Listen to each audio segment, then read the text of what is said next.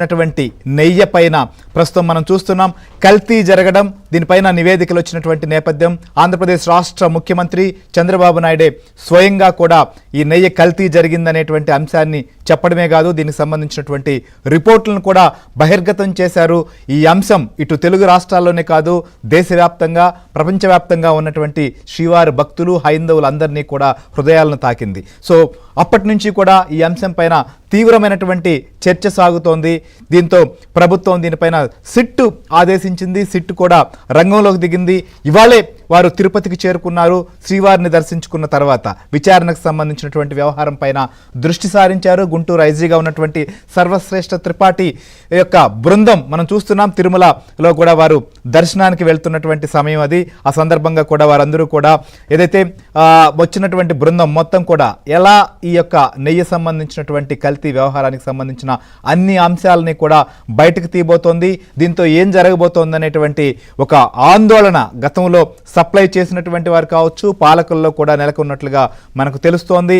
ప్రధానంగా కూడా టెండర్ల ప్రక్రియ దగ్గర నుంచి సో వాటిని ఏ రకంగా టెండర్ల విధానాన్ని నిర్వహించారు, ఏ నిబంధనలను పెట్టడం జరిగింది, ఏ రకంగా సప్లై చేశారు, సప్లై చేసిన దాంట్లో ఉండాల్సినటువంటి నియమ నిబంధనలు ఏంటి, వాటిని ఎలా దుర్వినియోగం చేశారు, ఏ రకంగా ఈ కల్తీ వ్యవహారం కూడా దాగిందనేటువంటి అన్ని అంశాలని కూలంకషంగా ప్రత్యక్షంగా దీంట్లో భాగస్వాములు ఎవరు, పరోక్షంగా దీంట్లో ఎవరైనా భాగస్వాములు ఉన్నారు, ఇలా అన్ని అంశాలని కూడా వెలికి తీయబోతోంది సిట్టు రంగంలో దిగడంతో కూడా మొత్తం అక్రమార్కుల గుండెల్లో మాత్రం దడ మొదలైందని మాత్రం మనకు స్పష్టంగా అర్థమవుతోంది. ఇంకొక వైపు మనం చూస్తున్నాం, ఇవాళ శ్రీవారి లడ్డూ ప్రసాదానిపైన ప్రభుత్వం దుష్ప్రచారం చేసింది. ముఖ్యమంత్రి చంద్రబాబు నాయుడు దుష్ప్రచారం చేశారంటూ కూడా వైసీపీ శ్రేణులు ఆలయాల్లో ఇవాళ పూజలకు పిలుపునిచ్చారు. కొన్ని చోట్ల ఆ పార్టీకి సంబంధించిన నాయకులు కార్యకర్తలు కూడా ఇవాళ పూజలు చేశారు. కానీ ఎక్కడా కూడా ఆ పార్టీ అధినేత జగన్ కనిపించలేదు.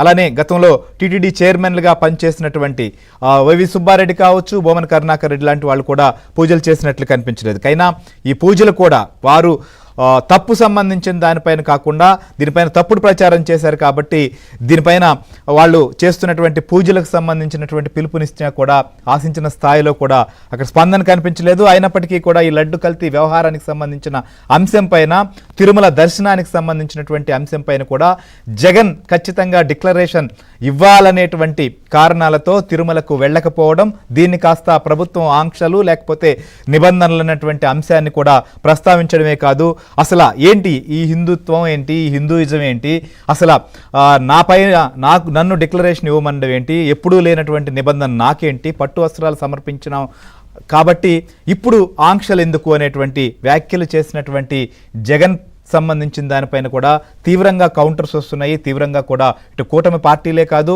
మిగిలినటువంటి హైందవ సంఘాలు కూడా స్పందించాయి.